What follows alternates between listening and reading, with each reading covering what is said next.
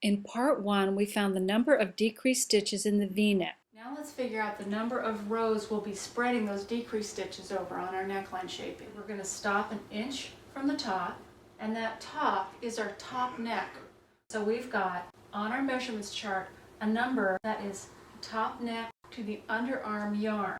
We will take that number, subtract our inch, and I'll call this the V-neck depth. We're going to take this V-neck depth and multiply it by our row gauge, the number of rows per inch in our knitting, to get the number of rows in our V-neck. So now we've figured out our second number. The last thing we want to figure out is how exactly to spread those stitches evenly over our neckline rows so we get a nice smooth shape to our V-neck. There are several different ways to do this, and here's one that I like because it's simple. I take the number of rows in my V-neck shaping and I divide it by 2 to get the number of knit rows. But shaping generally happens on knit side rows. So if I only worry about my knit rows, for one thing, I've made my numbers smaller and just easier to deal with. So we've got two numbers we're dealing with, the number of decreased stitches and the number of knit rows. Only one of three things can happen. These numbers are equal to each other, the number of decreased stitches is less than the number of my knit rows, or my number of decreased stitches is greater than the number of knit rows. What if the number of our decreased stitches is the same as the number of our knit rows? That's easy. We simply work a decreased stitch on every knit side row.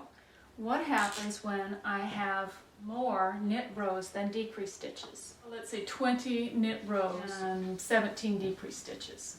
What I've noticed is, no matter what formula you tell people, what knitters really do is draw themselves a picture. So we're just going to draw a picture. This is our V-neck, and I have 20 rows. What would happen if I worked a decrease in every single row? I'll just draw that quickly. Here we have a neckline, 20 rows, and a decrease in every row.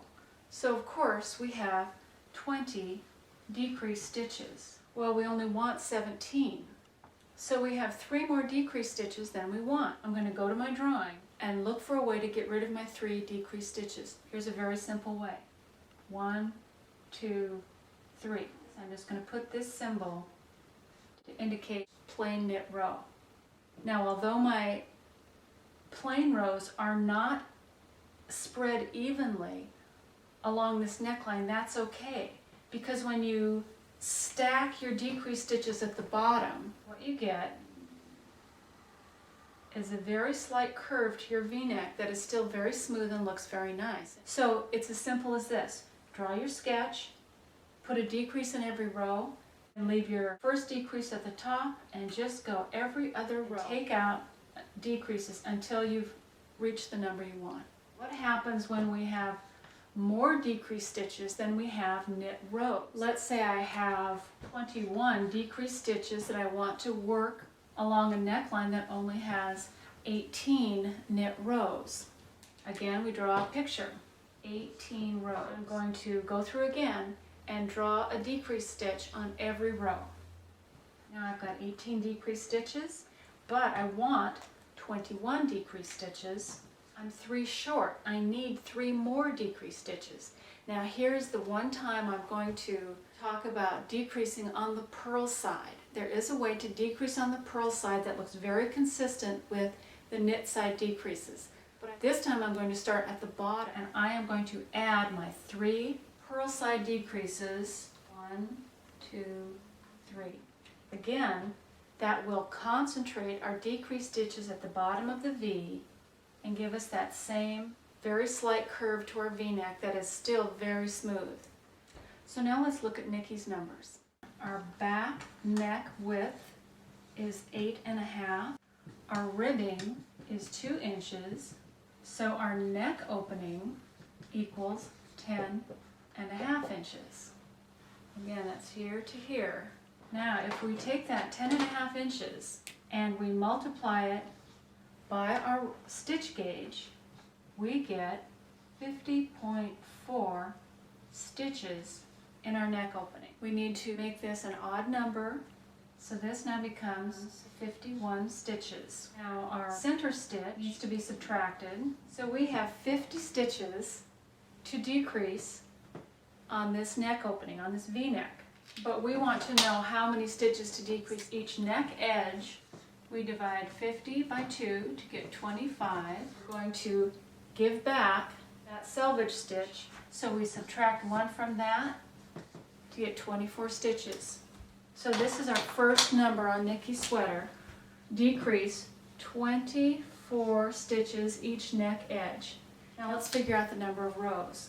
The top neck to underarm yarn measurement for Nikki's sweater is 8 inches. Now we're going to subtract 1 inch. We get 7 inches in our V-neck depth. We are going to multiply this number by the row gauge of 6.5 rows to the inch. Now that gives us 45.5 rows. So now we have our second number. We want to decrease 24 stitches over 45 rows. Now here's the last step. We have 24 decreased stitches and we have 45 rows. Now we want to convert that to knit rows, so we divide it by 2, get 22.5.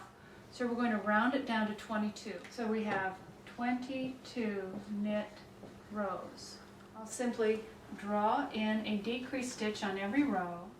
I have 22 decreased stitches, but I need 24.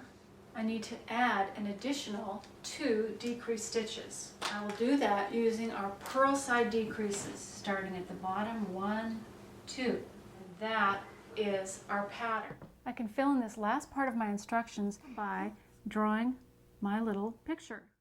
Phew, glad that's over. Go on to part 3 and we'll knit Nikki's sweater.